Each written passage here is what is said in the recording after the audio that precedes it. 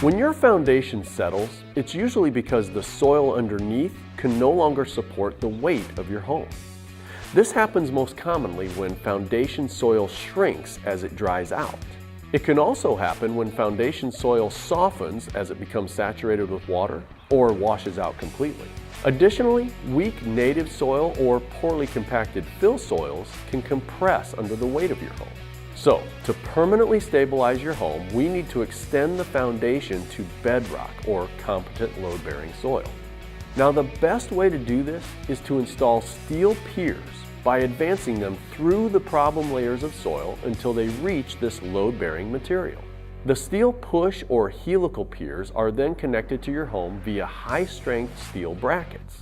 Your home's weight is then transferred through the brackets and the piers onto load-bearing soil or bedrock.